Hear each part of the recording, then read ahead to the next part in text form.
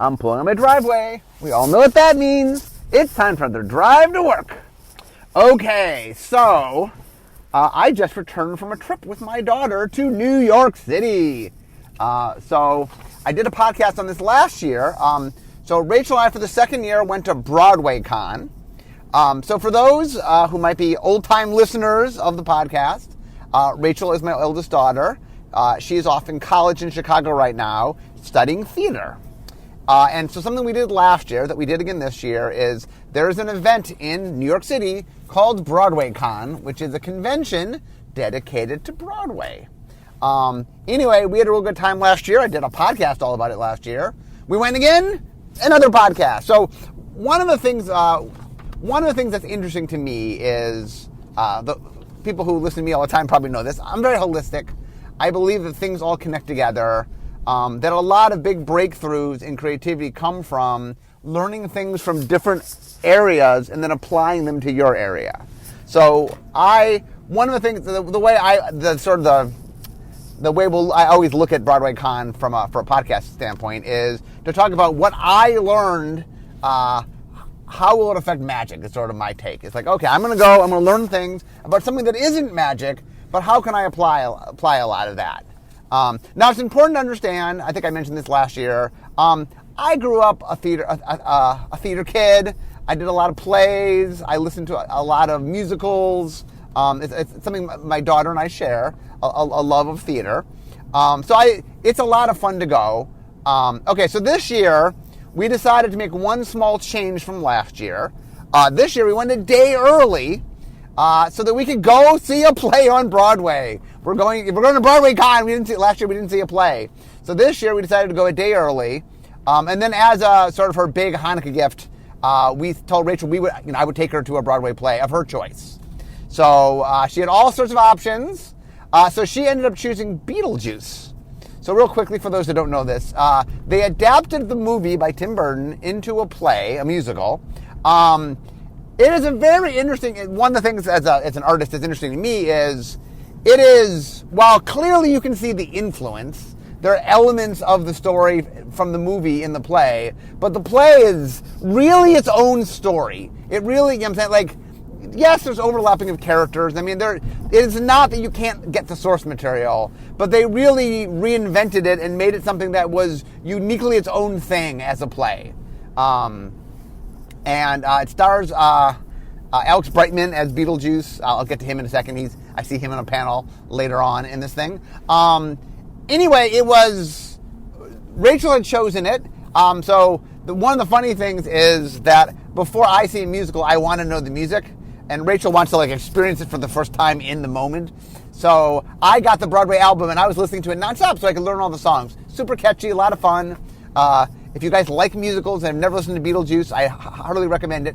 The music and lyrics are great. It's a lot of fun. And the other interesting thing was, it's not often that I get to listen to a cast album where I then get to see that exact cast perform it. I think technically, when I was a kid, my parents took me to see Seven Brides for Seven Brothers, I believe. But I've not seen a lot of Broadway plays on Broadway. I mean, I know a lot of Broadway albums and stuff, but so anyway, this was the first time where I got to see a Broadway show in which I listened to the album and the cast from the album was the ones performing it. So that was actually quite cool. But anyway, so we did that. We saw Beetlejuice, and one of the things that my takeaway from Beetlejuice, my little magic element here, is one of the things that's very interesting is one of the tensions whenever we revisit a world is how much are we capturing of the original thing and how much are we making it something of its own. Now, it's a little bit different from adapting a play from a movie, but it is interesting in watching and seeing how they made real effort to, definitely have things pulled from the movie where you just, and some of it was lines they said or props or, there's a piece of art in the movie that in the movie comes alive and becomes something. And it's a piece in the play that gets used, but in a different context. But you recognize, you're like, oh, it's that piece. I recognize that from the movie. There's a lot of that recognition. And I think when you're doing a return, there's a gentle balance between wanting to have enough recognition that it feels like the world, that you're delivering on what people expect, but enough new things that it feels like that it's not just, that there's something about it that it has a life of its own. Like Theros Beyond Death, for example, a fine example right now, is it's a set in which, look, we're referencing Theros. There's a bunch of mechanics from Theros. Although, to note, like the two big mechanics that are returning, Devotion and Constellation, Devotion was at its strongest in Theros and got weaker as the set. I think Journey to Nyx, only the gods, I think, had Devotion. There wasn't much Devotion in Journey to Nyx. A little bit, but not a lot. And meanwhile, Constellation only exists in Journey to Nyx. So, for example, we brought back two different things, but those two things had not really coexisted in any large amount. It was neat to sort of say, hey, look, here's gods, here's Devotion, here's Constellation, we had a few cards that nodded at heroic.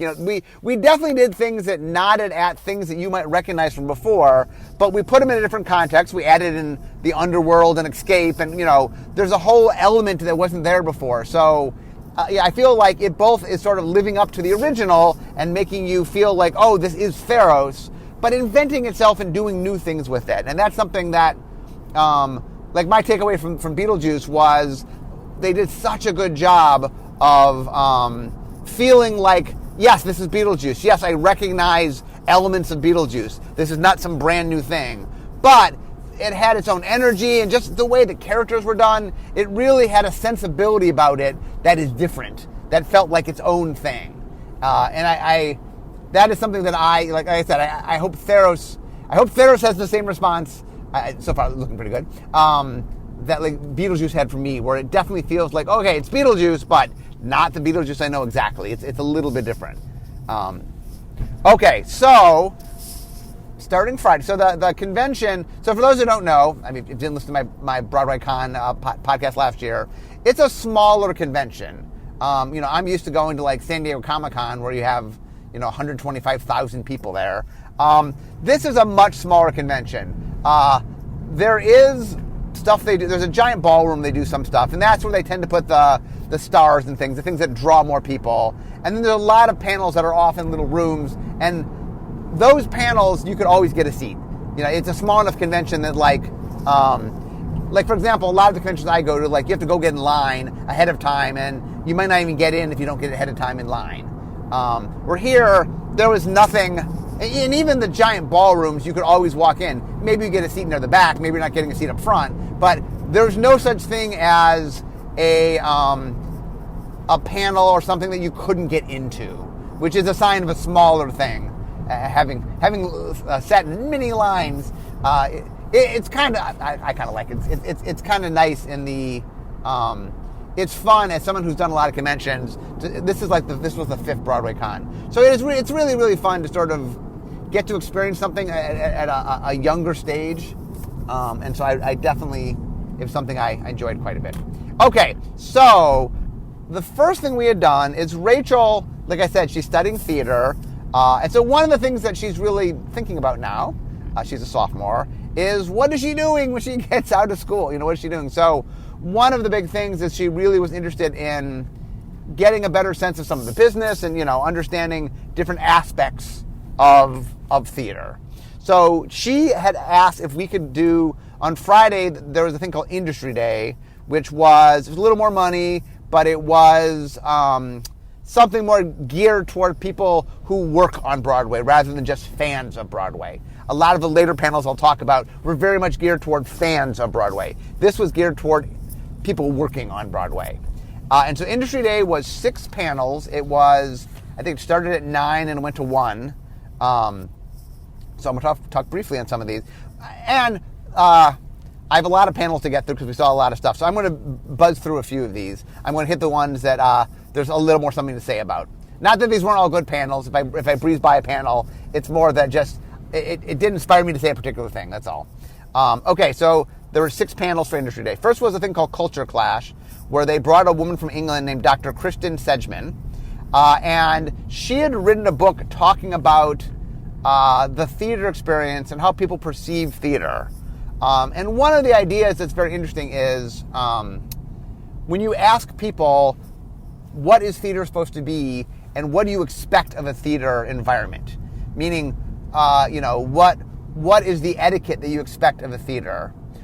One of the things that she was talking about, and she had done a lot of research on it, was one of the problems with that, from a business standpoint, that Broadway is dealing with is the main audience of Broadway, I believe, are middle-aged and older professional white women are the core audience of Broadway.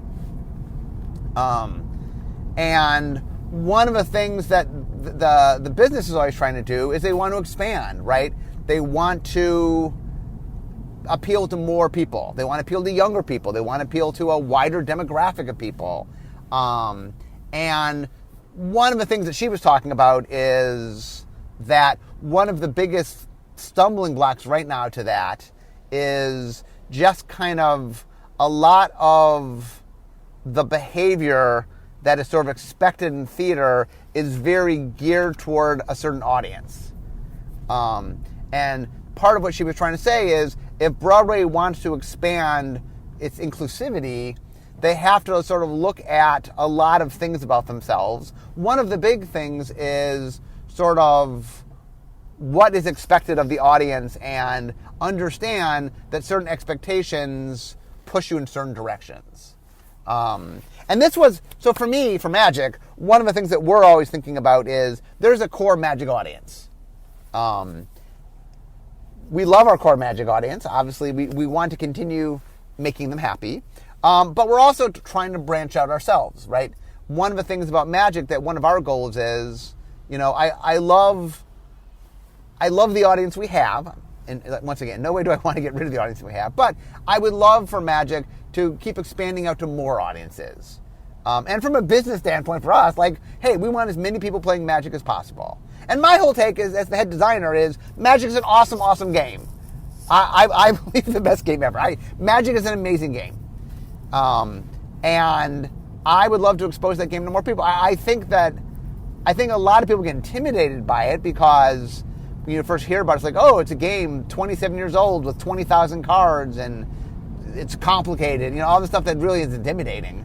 But what I find is when you get people to actually sit down and play it, and I've taught a lot of people that one of them, when I teach people who have no idea what Magic is, and I'm teaching them for the first time, one of the things that I find very interesting is one of the surprises I always get is them going, this is fun. Yes, it is fun. It's a fun game. I think people get so intimidated that when they actually sit down and do it, that when they get caught up in the game itself, wow, this is a really fun game. And that's one of the things to always remember is I don't think, Magic has a certain complication to it, and obviously there's an audience that it's just more complicated than Magic, it's more complicated than the audience wants. But the core of Magic, the basic part of Magic, is not that complicated. Yeah, when you start adding in lots of rules and lots of cards, and it can get quite complicated. But the basic rules, when I teach somebody to play with just a basic deck and stuff, it's the core of the game is actually not nearly as complicated as people think it is. And one of the things that really, when I've listened to this panel, that really hit to home for me is, hey, part of bringing in other audiences is understanding the environment that you have, and that you want to make sure that your current audience is inviting of future audiences.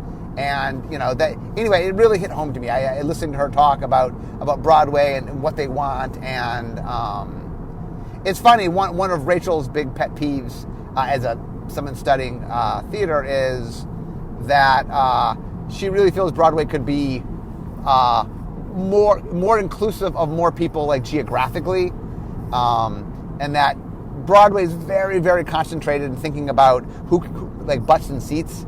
But there are a lot of audiences that appreciate Broadway, that are fans of Broadway, that don't live in New York, some of which never travel to New York. And I think one of Rachel's passions is the idea of how do you bring theater to everybody. Anyway, sorry, going off my... Okay, next was the evolving role of critics in theater. They had, I think, Jesse Green and Helen Shaw were two critics.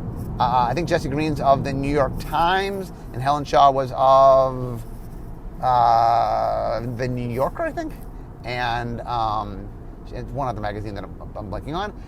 But anyway, they were critics, and the panel was all about talking about what role criticism plays. What's the role of critics? And the thing that to me is interesting is one of the things about magic criticism, and I've made this comment before, is I would love to see more people analyzing magic on more vectors. Like, for example, if you want to know the power level of the cards or what to draft, there's a lot of people going through sets and saying, this is a strong card, this is a weak card. Great. The thing that I would love to see more of is people sort of analyzing it in larger context. Like, one of the things that criticism does very well, and they talked a lot about in this panel, was the role of how the critic can put context to what's going on. I would love people that have some historical sense of magic design and talk about what are we doing for the first time, or how is this mixing things in ways you haven't seen before. Like, I would love some more analytical stuff, giving some sort of context to what's going on and what the design is doing. But anyway, next, advertising's role in audience development. Sandy Block, Kara Carruthers, Maria Martinez, Jamal Parham, Eric Piepenberg, and Aletha Stevens. I said your name wrong. I apologize.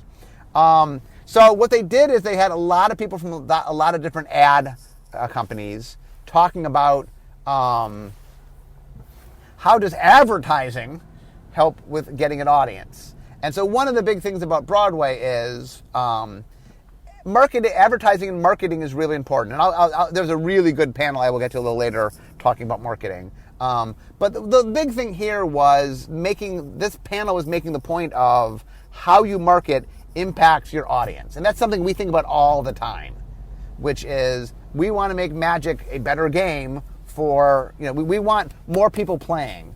And part of that is, where do you advertise? How do you market? Where do you go? Part of getting a new audience is just getting to the point where the audience is. Like, we can go to, the places our community hangs out. We can talk on our website, or, we can advertise. And that lets us talk to the existing community, which is great. But we're also looking, how do we expand beyond that? Next was new stories equal new audiences. Kevin McCollum is a producer that's been involved in all sorts of things. I did not write down I know he was involved in Rent, and I think in Avenue Q, and a whole bunch. His resume was crazy impressive. I feel bad I can't remember everything that he had done. But one of the things that he really stressed was that he had been the champion of new voices. That he really is somebody who's going out there and trying to find, are there people who have something to say that we haven't heard from before? And he's kind of known for taking a lot of risks. Although, interestingly, he's been very successful. And my takeaway from there is the idea that that risks and success, like the idea that the safe thing to do is is do non-risky things, I think is a false idea. Like, as in my job, my job is to take risks. That part of what makes Magic exciting is that we're doing stuff, and we're doing stuff we haven't done before. We're also returning things and doing things we have done before, but that, for example, I just take Throne of Eldraine as a good example, which was, I really, really believed in this idea of doing a fairy tale set. And the problem, the feedback I got all the time was, does our audience want that? And I said, yes, I think they did, but B, it also expanded our audience. We're trying to find new audiences, and I think that there's a lot of people, like, one of the things to me about fairy tales is they're fantasy. When Magic is looking at more things, more top-down spaces to play in, well, we should be playing in, like, yes, we can stretch beyond fantasy, Innistrad touching in horror and stuff, but why not play, like, essentially it's in our own backyard. Like, fairy tales are playing in, now given it's high fantasy, it's a little different from, we do high fantasy, but it's a certain area that we don't do all the time, but we can do. And there's a lot of people that really were saying, look, why take risks in this area? And whatever, go through my whole thing of pushing double face cards or split cards or hybrid mana, or, making the Ravnica structure where only 4 of the 10 guilds exist in the set. Whatever it is, whatever I'm trying to push. Zendikar was a land-focused set. There's all sorts of things where a lot of the successes I had came from me saying, you know what, I'm not going to sit on my laurels. We're going to do different things. We're going to do things we haven't done before. Watching this interview really sort of hit home in that, you know, I kind of want to be the magic, but this guy's been to Broadway, which is finding the new, and also as new voices is, I'm always looking to find new designers. That's why I love doing the Great Designer Search. You know, my idea is, if someone has a good idea, I don't care who they are. Your job, you know, like if somebody, for example, works in another section of the company, but gives me a good idea because they're allowed to, because they work at Wizards, and it's a great idea. I embrace good ideas, and no matter where they come from, because good ideas are good ideas. But anyway, this interview really hit home for me as far as some of the things I already value importance. Next, so there's creativity, environment, and the fan, and then there's one called the future of storytelling. So those are the last two panels. They both got into talking about how do we tell different stories and how do we embrace technology. And, you know, one of the things that's really interesting for me is how do you make a magic set? Part of that is stuff like, are there new ways to do things we haven't done before? Are there new technologies to use? One of the things you'll see in the future is, as printing, for example, as printing technology changes and gives us more options for what we are able to do, it has really opened up the doors for us to experiment and try new things. And a lot of the fun of exploring the spaces is embracing new technology, and you know, and there's a lot of things on the cutting edge. Some of them will take a little while to get to, but there's a lot of really cool things that we're either just able to do or we'll be able to do soon in quotes, that I think really will be game changers in how magic is. Okay. After the industry day, we continued on. So the next panel we went to, which was not industry, was called Beyond Broadway, The Pleasures and Promise of Musical Theater Across America. So there was a woman named Stacey Wolf who wrote a book named this. And she was talking about her trips across America, sort of looking at musical theater, not just professionally on Broadway, but, you know, a lot of the vast majority of musical theater is done by schools and by community theaters, and that, you know, while shows might begin on Broadway, they go on and they do a lot. They really sort of live on around the world. You know, the Broadway just sort of starts things. And she talked a lot. There's what's called a junior program. The people that sell scripts. I think it's. I'm blanking on what it stands for. I think it's MTI, musical theater or something. The idea is they do a thing called this junior program where they take famous plays and they make hour versions of them. They make half-hour versions and hour versions. Half-hour versions are for elementary school, hour versions are more like for junior high. And the idea is take a famous play and just condense it down a little bit so you get the essence of the play, but a little lighter and shorter so younger audiences could perform it. And one of the things that's really interesting that she talked a lot about was how many people get touched by musical theater. And how, and like I said, growing up, you know, I did a whole bunch of musicals, whether it was in high school or I also the Cleveland Playhouse was when I grew up. I used to do stuff at the Cleveland Playhouse. You know, there's a lot of different things going on, and that the imbuing of music and how it enhances things. And the thing that really makes me think too for magic is the idea of how I think it's very easy to get caught up in like the Pro Tour and sort of high-end premiere play, but a lot of what magic isn't just premiere play. It is the kitchen table play and the casual play. And so I really, you know, it was important to me to really realize that just like, yes, the Pro Tour might be where decks get premiered or something, but there's really a lot of the casual play that's where the vast majority of play happens. Like the premiere play is this tiny, it gets a lot of attention, but it's a tiny bucket in the overall experience. And just being aware that the overall experience of magic really is, when you know, if I took a trip around the States to write my book, it's really talking about all the different kinds of play and where it all happens. Okay, next was my favorite Broadway ad campaign. So I keep mispronouncing her name. Ilea Stevens, who I talked about earlier, Ann Gordon, Jamie Chu, Dante Gianetta, Callie Goff, Brian Dratch, and Julie Bortz. These were all people that worked for a company called Spotco. So Spotco is an advertising company that specializes in Broadway musicals.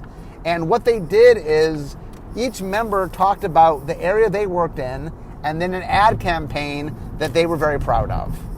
And I won't get on the details here just because I have a lot of things to talk about. But it was really, really neat to see how they embrace their marketing and their advertising, and whether it's letting Audrey 2, the plant from Little Shop of Horrors, have his own Twitter, or doing a giant day for Mean Girls where Tina Fey was serving cheese fries, or figuring out a way where they can cross-promote Beetlejuice with different restaurants across the city, so people are all offering Beetlejuice-themed things in their restaurant. But anyway, it was really fascinating. I know Rachel, I think this might have been Rachel's favorite panel, just watching how they imbued all the, how the advertising really brought things to life and really brought the themes to life. And it really hammered home to me about all the marketing we do and all the like, I make the sets. I'm not the person in charge of marketing, but I work with our marketing people.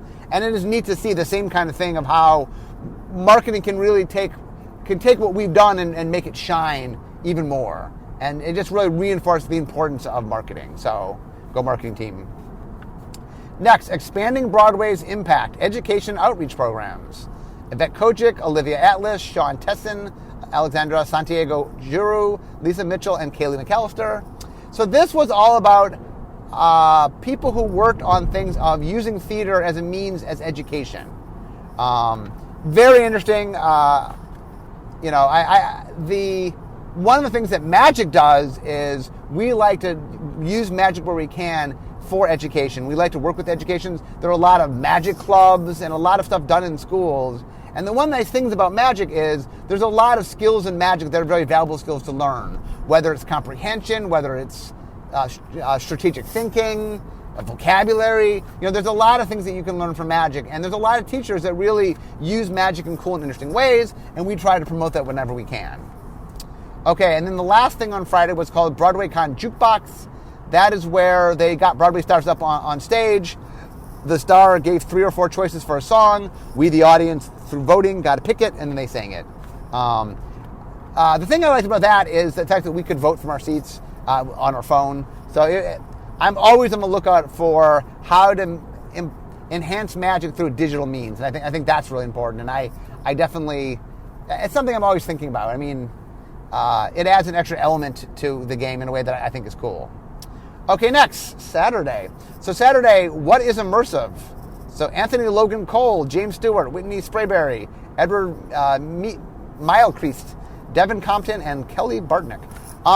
So there's a thing called immersive theater where the idea is rather than you, the audience, sit in a seat separate from the actors, what we call proscenium stage, you the audience have some ability to interact with the experience in a way that's very different. So, for example, you might be able to walk around through a house, and there's actors in the house that are acting, that there's a story being told, but you, the audience, get to interact with them and get to sort of choose where you go. And there's 2 different types of immersive theater, they explained. One is what's called sandbox, where it's kind of like we've invented this world, you go explore it however you want to, and you can see whatever aspects you want to see of it. And then there's one where they call, what's the other one called? It's called Dark Track. I don't remember the name exactly. But the idea is, whether you're aware of it or not, there's a progressive story that you're sort of pulled along with. And either subtly or not so subtly, they're making sure that you see things in a certain order. Anyway, it was very interesting. Like, one of the things that it reminded me of is, one of the things about magic is sort of formats, is how do you play magic? What is magic? And like, even taking something like Commander, which obviously is the rage right now, like, there's a lot of things about Commander that are very different. There's a social aspects to it. There is, like Magic for the longest time, most people played 2-player. It was one-on-one, and all of a sudden now here's this really large format that's not about one-on-one. I mean, you can't play one-on-one, but it's more about playing 3, 4, more people in it, and all the interactions with the people and the social capital. And there's a lot. It's interesting to see as I look at sort of how magic is changing. The same way that you look at theater is like, theater can be so much. magic can be so much. And I'm always excited to watch people play and experiment with magic. And that one of the cool things about magic is that its flexibility lets you, the audience, sort of reshape it and make it what you want. And so it really made me realize that there's a lot, I think there's a lot of cool opportunities in magic that stretch beyond the normal traditions of what magic has been. And I'm excited to see that stuff happen. Okay, then the next one. So then Rachel and I broke up for one panel. She watched a panel called The First Pitch, where it was an advertising agency talking about how they, I think they came up with the Broadway musical on the spot and then walked through the process of what they would do to advertise it, which Rachel was fascinated by. I think Rachel is very interested in the advertising aspect and the marketing aspect of theater. I went and saw Beetlejuice. So Alex Brightman, who plays Beetlejuice, Carrie Butler, who plays Barbara, and Leslie Kritzer, who plays Delia. Those are three of the actors. And then Jenny Gerson is a producer on it, and Callie Goff from Spotco I mentioned earlier, she does their advertising, or was in charge of their advertising. Anyway, they were on stage talking all about Beetlejuice. And I just seen, 2 nights earlier, I just seen the show, and I was very familiar with the music. And anyway, it was really fun. They talked all about putting it on and what's it like putting on a show that owes something to another source, but you want to make it your own. So a lot of the things that I talked about before that Beetlejuice really brought out in me, it was neat seeing other people tackle with those things. Another thing that is similar is when we decide to do a top-down on a real-world source, that we both, we're doing Greek mythology. We both want to be true enough to Greek mythology that you can see the Greek mythology in it, but we want it to be enough our own that it's not just Greek mythology, and that was an interesting thing to think about, of watching sort of okay, well, what do we borrow and what do we make up of our own? And I love the idea, Theros is a good example, where I like the idea that we took a lot of the pantheon sort of structure of Greek mythology, but we put it through the lens of the color pie, which is very much a magic thing. And so the idea of gods that represent ideals of colors was a really cool thing that I think was very neat. Anyway, this was a lot of fun. This was one of those ones in the main ballroom, so there's a lot of people. Beetlejuice is a very popular show. Yeah, one of the big controversies, by the way, on Broadway is Beetlejuice took a little while, I guess, to warm up. But now it's doing really well, selling out every night. And during the early slow period, they, I guess, booked another play in the theater, which is they're doing a revival of Music Man with Hugh Jackman and Sutton Foster. And anyway, Beetlejuice is closing June 6th, I think, and it's in a weird spot. It's selling out every night. It's making money. Normally shows don't close when they're doing really well. And so there's all this hubbub of, can Beetlejuice find a new home? And anyway, I hope they do. Like I said, I was really impressed with the show, so I do hope they find a new home. It was, and the other thing they did at the Beetlejuice panel is they showed off a lot of the fan stuff, fan art and fan videos, and Beetlejuice is all over TikTok. And anyway, it also made me realize a lot of the enjoyment for me of watching. They talked about how much they enjoyed watching the fans participate and get involved, and I feel the same way. I love when I see fan art or things where clearly the audience is showing their love of stuff that we've made, and that is really touching. Okay, next, directing on Broadway. Ruthie Fireberg was moderated, I believe. Kenny Leone, Kathleen Marshall, Jeff Calhoun, Tyne Raffaelli, and Sammy Kennels. I hope I didn't mingle any of those names too badly. These were professional directors, people who direct on Broadway. Rachel, if Rachel could pick her future, she would love to direct. I know that's a hard thing. That's why she's looking at multiple things within theater. But directing is her passion. She loves directing. And so it's interesting watching these are professional directors and talking about what it means to be a director. And one of the things that really was interesting to them was this theme that came through this whole thing was how you have to direct something that speaks to you. Before they'll do a play, there has to be something about the play that they can do something that they would do, that not something else would do, but it speaks to them. And it's interesting to me, for example, when doing magic sets, there's a similar sense of I have to always find what in the set is something that I could do, that's something really that part of being a head designer or a lead designer of a set is trying to find that essence of bringing to life something in a way that you could bring it to life. One of the things I love having different lead designers in different sets is that different people can bring to the fore what matters to them, and I think that is really cool. Okay, next was Confessions of a Casting Director with casting director Jen Rudin, and then Bhaved Patel was an actor she brought in, and that was all. It was talking all about how mostly it was aimed at actors, sort of talking about how if you're an actor, what you need to do to get in good with the casting director, and how to be an ally to the casting director. And it's really interesting talking a lot about. There's a lot of one of the things when you go to different panels is there's a lot of nuts and bolts you have to learn, and this was all about like the nuts and bolts of auditioning. And Rachel is fascinated because even though Rachel really isn't into acting, she feels as a director she wants to understand all the different facets of it, and so directors do a lot of casting, so they work closely with especially in plays, they work closely with the casting director. So anyway, something that Rachel was interested in. It was a good panel. Then we saw an interview by Len Carew, is the guy who originally played Sweeney Todd. He's an actor. And anyway, it was a cool interview. It really, it's fun seeing the exploration of how something came to be. It makes me realize why I enjoy so much doing all the behind-the-scenes stuff I do, how fascinating it is, and just same with the Beetlejuice panel, just learning stories of this is how this came to be was really cool. Next up was the Blizzard party line. So this has a funny story. So this is the 5th Broadwaycon. So the first Broadwaycon, so 4 years ago, there was a blizzard during the first Broadwaycon, and it shut down the city. And the problem was they had a lot of guests that couldn't get to the Broadwaycon. So what they did is they did a thing they called the Blizzard party line, where they called up stars that couldn't make it to Broadwaycon and talked to them, through Skype or whatever, through video. And then the audience, they would the people would interview them, and the audience got a chance to see them. And now it's just become a tradition. It just became something Broadwaycon does, and they call it the Blizzard party line after the blizzard.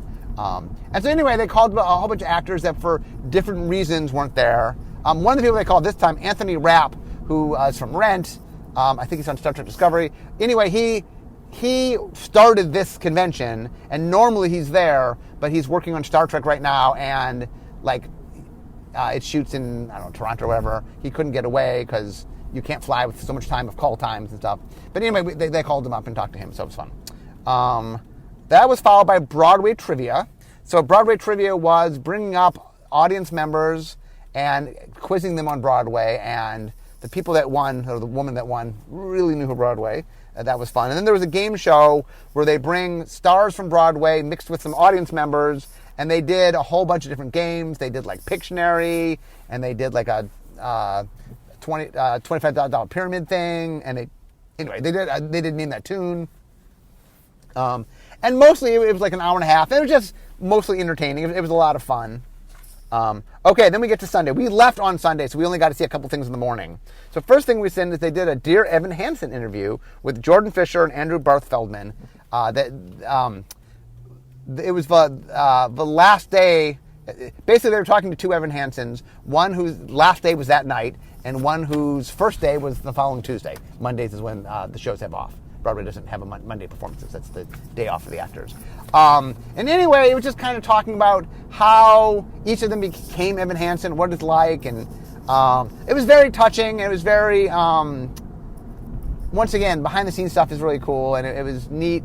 One of the things that's fun about actors is that the actors get to be very focused on the part they're playing, and so for those who don't know, Dear Evan Hansen is a very, very popular Broadway play about a boy, a teenage boy that things happen to,